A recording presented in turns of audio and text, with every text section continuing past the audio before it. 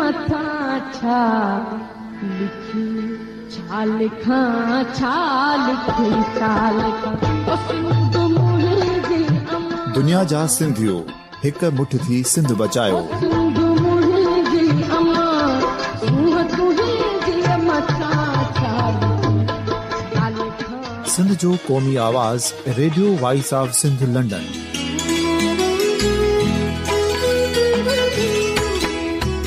Radio voice of Sindh London पंहिंजी नशरियात में सिंध जी सियासत, समाज, इक़्तिसादियात, तारीख़, क़ौमी उमंगुनि ऐं अख़लाक़ियात मुतलिक़ सिंध जी हक़ीक़ी तर्जुमानी कंदे प्रोग्रामनि खे असराइतो बणाइण लाइ सिंध जे घण घुरनि ऐं धरतीअ सां प्यार कंदड़ अदीबनि, दानिशवरनि, सहाफ़ियुनि, उस्तादनि, वकीलनि ऐं हर तबिके जे मानवारनि सजणनि खे सिंध में शऊरी इनकलाब लाइ सहकार जो सॾु ॾियूं था। अचो त गॾिजी सूफ़ियुनि ऐं संतनि वारी सिंध जो ओज हिक मुठ थी वरी वापसि आणण वारे सफ़र जा साथारी बणिजऊं।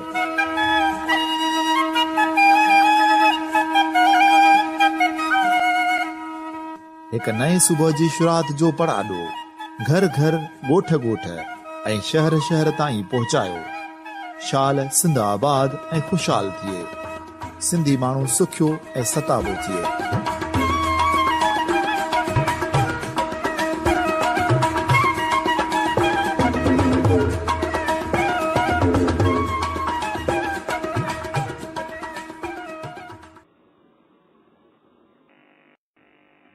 मुंहिंजो नालो बशर थींदो आहे। मां अवामी वक़्त पार्टी सिंध जो सदर आहियां ऐं हिन वक़्तु radio voice of Sindh London जे स्वरनि सां पंहिंजे ॿुधंदड़नि सां मुखातिब आहियां। इलेक्शन जा ॾींहं हलनि पिया, सुभाणे आख़िरी ॾींहुं आहे कैंपेन जो ऐं खोड़ सारा पासा आहिनि हिन सॼी सूरत हाल ते ॻाल्हि रखण जा। मिसाल तौरु जेको पीर ॻोठ में वाक़ियो थियो आहे, हिकिड़ो वाक़ियो उन ते बि ॻाल्हि ॿोल माण्हू रखणु चाहे ऐं इन सॼे इलेक्शन जे हवाले सां ऐं प्री पोल जेका रिटीन कढी था ऐं प्री पोल जेका डिलीवरी आहे पुरान तबिके जी इलेक्शन जे हवाले सां उन ते बि माण्हू ॻाल्हि ॿोल रखी सघे थो। खोड़ सारा पासा आहिनि, पर मां सोचां थो त मां पंहिंजे ॿुधंदड़नि खे उहो एक्सपीरियंस थोरो शेयर कयां जेको PS 17 ऐं MA 203 जे हवाले सां पुछनि तो 8 10 या 12 ॾींहंनि जे हवाले सां जेको आहे असांजे। छो त हिते असांजी तंगीन जा ॿ साथी किथे हुया ऐं हिकिड़ो त मुंहिंजो पंहिंजो जेको आहे सो पैदाइशी ॻोठ बि आहे शहर बि आहे नसीराबाद। हिन दफ़े उहे टक बदिलाया अथऊं असांजा। हूअं आमतौर ते नसीराबाद खे जेके टक लॻंदा हुआ उहे बाटर ऐं डुकी जा ओड़ियो पासो हूंदो, पर इहे जेके ताली सब्जी हाणे वरी वार जाती ऐं दक्षिण पासो लॻो आहे, उहो सॼी तब्दीलियूं थियूं। बहरहाल जेको एक्सपीरियंस आहे उहो ॾाढो माना ज़बरदस्त आहे। हिकिड़ो इहो त ही उहो तर रहियो आहे जेको माना हुई बि मोरे खां वठी दातू ही सॼी पटी शेरकोट ही सॼी पटी जेका आहे MRD जे दौर में माना सरगर्म रही लॻाइण स्ट्रॉन्ग होल्ड रहिया। ॿिए दौर में मजबूरी बि थी पई तॾहिं सरदारनि ऐं जागीरदारनि जॉइन करणु, पर उहे पंहिंजे अवामी रंग ढंग सां हूंदा। अवाम उन्हनि खे वेलकम कंदो, अवाम उन्हनि खे ठाहींदो ऐं उन्हनि जी मज़ाहमत खे जमहूरियत लाइ जिदोजहद खे बि कराईंदो। हिन दफ़े सूरत हाल इहा आहे त 10 सालनि जी जेका लॉलेसनेस मां चवां हुकूमत जे नाले में जेको आहे सो जेका भंगा जेका तबाही इदारनि जी थी आहे उनजो माना हिकिड़ो टेक आहे कितो। ऐं हक़ीक़त में असां कंहिंखे वर्त रहूं त असांजो अंदाज़ो त इहो ई आहे त थोरे घणे फ़र्क़ सां इहे सभु जेके हिन सिस्टम जूं हिन सरमाकरण निज़ाम जूं जेके बुरायूं आहिनि उहे हुई बि माना पेरिफेरी में घणो ज़ाहिर थी वियो। ऐं मिसाल तौरु जेकॾहिं सरमाएदारी खे सम्झणो आहे त उहो माना वॉल स्ट्रीट या अमेरिका या लॉस वेगास में तो सिंध में कोन्हे थी, यूरोप में पहिरीं दुनिया में उहा उनजा कंट्राडिक्शन सां जंहिंसां मिडल ईस्ट में सम्झ में ईंदा, अफ्रीका में सम्झ में ईंदा, लैटिन अमेरिका में सम्झ में ईंदा, एशिया में सम्झ में ईंदा। ऐं ईअं ई वरी जेकॾहिं असां ॾिसूं त रियासत जा ख़ासि पर्टिकुलर रियासत जा तज़ाद त उहे असांजे सेंटर में घटि ऐं पहिरीं सिंधियूं ध्यानु न रखंदा। उहा ॿी ॻाल्हि आहे त पाकिस्तान जे अंदरि हिन वक़्तु जेको पॉलिटिकल क्राइसिस आहे उहो माना खुदि मर्कज़ में यानी पंजाब में तमामु घणो आहे। पर आम माण्हू सां जेका हालत छॾाए थो सिस्टम मजबूरी तौर ते सियासी माना नथी ॻाल्हि अचे समाजी मुआशी माना में त उहा पोइ पहिरीं सीरीज़ आहे। पोइ ईअं ई असां चवंदा आहियूं त हिन जा सची असांखे पोइ वाकाइण या कोलू मां नज़र ईंदो। वरी जेकॾहिं ईअं ॾिसंदो शहरनि में त हिकिड़े पासे ते डिफेंस आहे ऐं ॿिए पासे में शिकर पत्नी बि आहे, कच्ची आबादी ईअं ई जेको असां ॾिसूं था त मेन रोड सां गॾु जेकी शहर लॻनि था उहे त वरी कंहिं निस्बत आहिनि। यानी की हूअं त का सहूलियत शहरनि खे बि कोन्हे ऐं उते बि माना हिकिड़ा जेके ठोस इलाइक़ा नंढनि शहरनि में थियनि था उते बिजली जो मामिलो ॿियो आहे। जिते जेको वसीलो आहे कंहिं एरिया खे लॻे थो शहरनि जो उते बिजली जो मामिलो इंतिहाई ॿियो आहे, माण्हुनि जा मसइला ॿिया आहिनि। पर रोड खां सिगरेट थोरो हेठि लहे थो त ईअं थो लॻे ॼण जेको बलोचिस्तान जे हिकिड़े इलाइक़े में पुॼी विया घर कचा लोड़ा। इहो असां वटि अॻु में बि हो त असांजा घर कचा हूंदा, लोड़ा हूंदा, पर माण्हुनि जे मुंहं ते ख़ुशहाली नज़र ईंदी हुई, माण्हू ख़ुशि नज़र ईंदा हुआ। हाणे जी हालत इहा आहे त माण्हू माना पाणी जेको न ॾेई सघी आहे फुस पाए थी ऐं पहिरीं हुकूमत आई हुई 70 सालनि में हिननि सां पाणी बि कोन ॾिनो ऐं उहो जेको सॼी क़ौम खे कारी कामनि जी बीमारी में उछलाए छॾियो आहे हिननि हुकूमरान में, उहो तमामु घणो आहे। माना बदहाली बुख तमामु घणी आहे ऐं हेॾे त पाणी खोट जो बि मसइलो तमामु घणो रहियो आहे हिननि इलाइक़नि में। हाणे 2 महीना अॻु पाणी ईंदो हो ऐं रोबा थी ईंदा हुआ ऐं उहो पाणी माना हाणे को पहुतो आहे ऐं उहो बि अञा इलाइक़े ते पहुतो ई कोन्हे। तो ॾाढो ई परेशानी आहे माण्हुनि खे। पुलिस पार्टी जे हवाले सां हिन ई सिटे में जेका नफ़रत आहे जेका थी रहे माण्हुनि खे उहा तमामु घणी आहे। मुंहिंजे घर हर जॻह ते हूंदी, पर जिते मां सम्झां थो त एक्टिव रेजिस्टेंस का समाज जे अंदरि या अल्टरनेट ऑप्शन सुठा पैदा थिया हूंदा त उते उहा माना तनक़ीद भई अंदाज़ ट्रांसलेट थींदी हूंदी। ईअं त माण्हू खे हिकिड़ा पीटीआई हिन करे जॉइन था कनि असां वटि। हाणे ॿाहिरां जे अंदरि इहो बि लटा ॾिसण जोॻो आहे त जीअं असां पुलिस पार्टी सही नमूने सां गॾु ॾेई सघूं। इहो आहे। खोड़ सारा ॻोठ आहिनि, टके जे पासे बि ॻोठ आहिनि ते असांखे अहिड़ा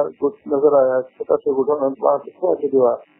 ॻोठ जे ॿाहिरां त असांजी पुलिस पार्टी आहे को नवाब सरदार असांजी लड़ाई। नशीराबाद जे पासे में ॻोठ आहिनि खुशा ॿिया आहिनि, उन्हनि जी साॻियो माण्हू साहब बि ॿुधायो असांखे केरु न लड़े। छो त आम हारी माण्हू जेको कंहिंजे कड़े ते न आहे वेठो, जेके पंहिंजे सोच मां सां करणो को कबीलो या वेड़ो हूंदो असांजो, उन वेड़े वारे अंदाज़ में पुछण रहनि था पंहिंजी ज़मीन कनि पंहिंजो पूरो पाण कंदा कंहिंजी कान कढंदी। उहे सिर्फ़ु चवनि त असांखे माना इज़त जा बख़्शा वञे उहा बि थी वञे की इहे असांखे लड़नि। इहे तमामु वॾी अहिड़ी फ्रस्ट्रेशन आहे माण्हू। अॼु थोरो वर्क लाइ गाजी पाड़ खां हेठि 0 पॉइंट जा इलाइक़े ते पहुतासीं ऐं असां थोरा किरी विया ऐं हुते ॻोठ में इहो मूंखे त इन में को शक कोन्हे को त अवामी सियासत जा थोरा बुनियाद किरदार हुजनि ऐं आहिनि बि हिते तहरीक में कमु आहे बि कुझु पुराणो अवामी तहरीक जो कमु आहे कंहिंजो कमु आहे। पर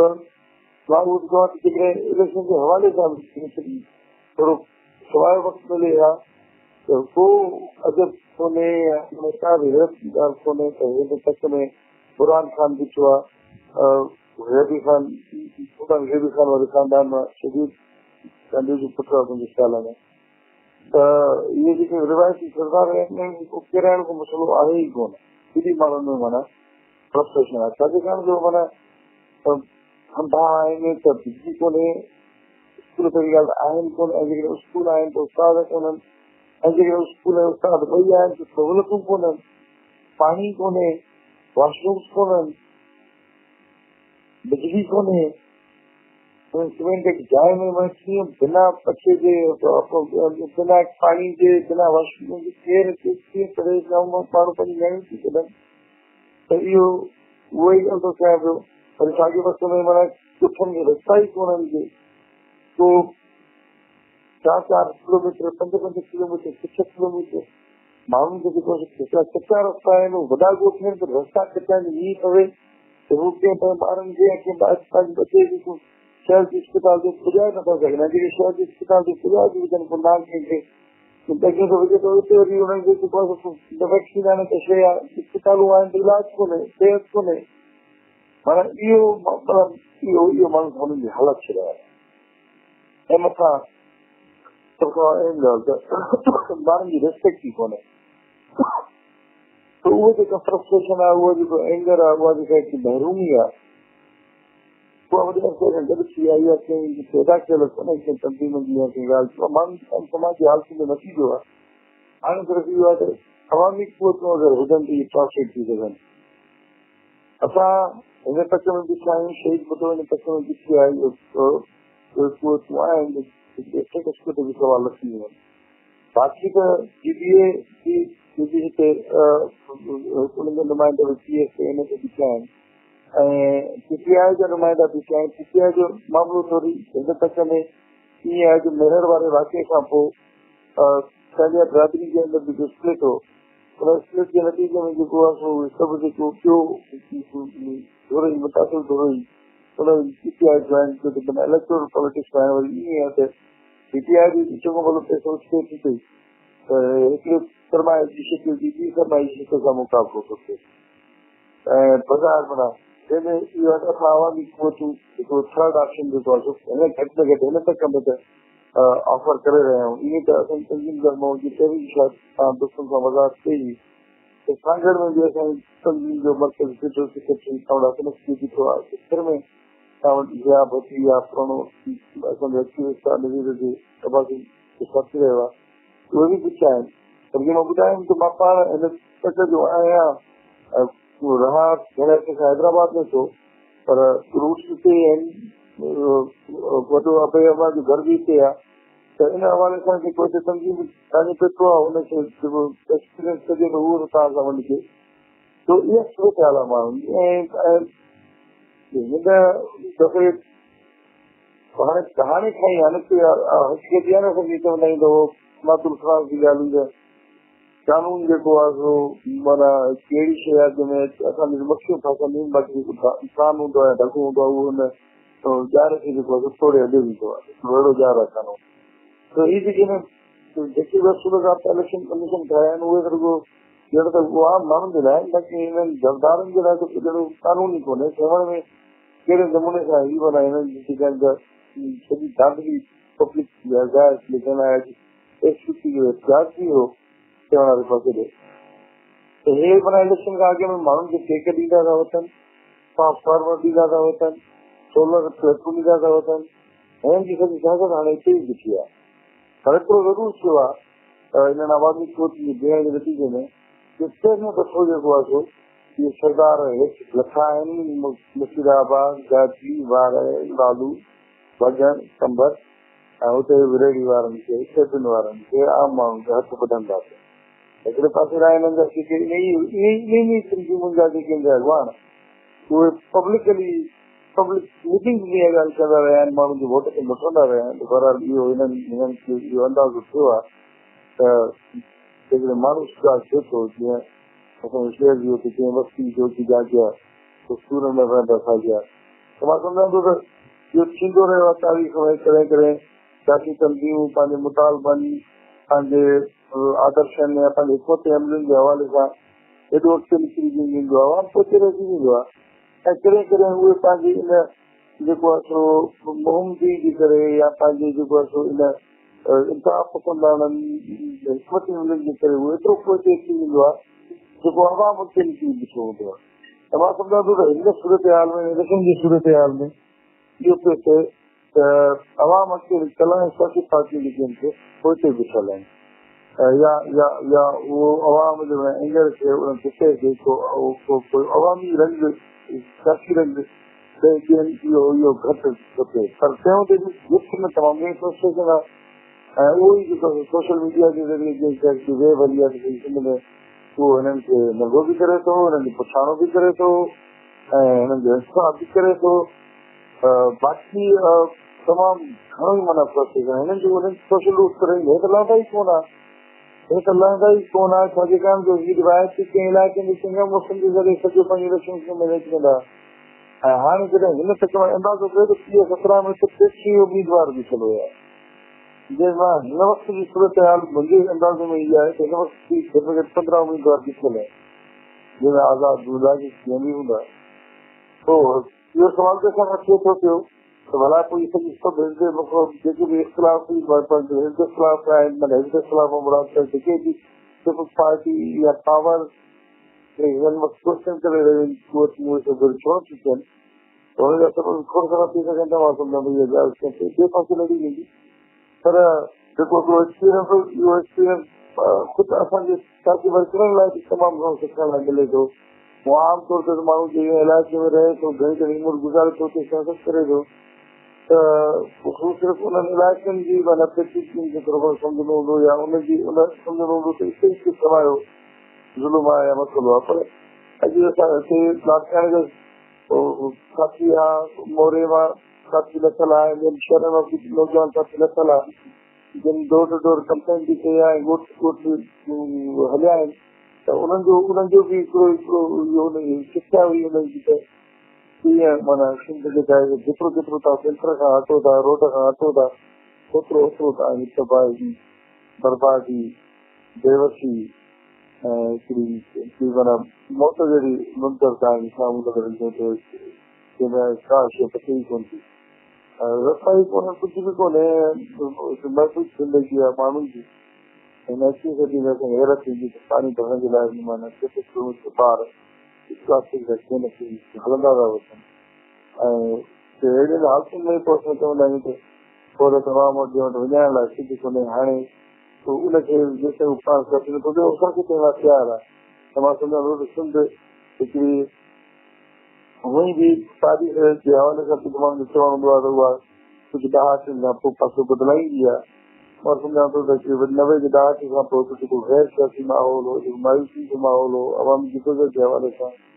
त उहो हाणे तकिड़ो बदिलबो ऐं सियासी तंज़ीमुनि खे बि जेको पाण में तकिड़ो बदिलाव आणणो पवंदो, ख़ासि करे अवामी तंज़ीमुनि जी ॻाल्हि थो कयां। मां हुकुरनि तकलीफ़ जमाती मुंहिंजो मौज़ू कोन ॾींदो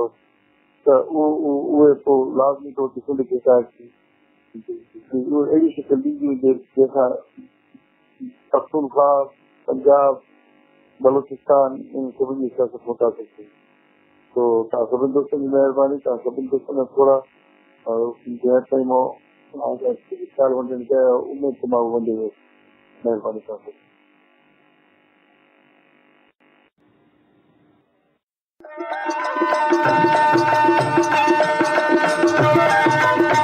दुनिया जो पहिरियों सिंधी वेब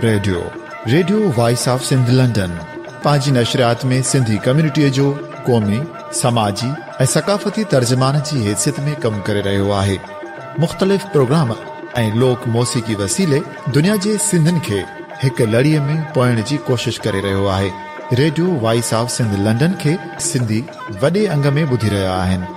रेडियो खे अञा वधीक बहितर प्रोग्रामनि में मुस्तक़िल बुनियादनि ते हलाइण लाइ सिंधी कम्युनिटी पारां माली सहकार जी ज़रूरत आहे। सिंधनि जो क़ौमी आवाज़ radio voice of Sindh London कारोबारी न पर निज सिंधी कम्युनिटी बेस्ड रेडियो आहे। माली सहकार लाइ बैंक अकाउंट जा तफ़सील रेडियो जी वेबसाइट ते मौजूदु आहिनि।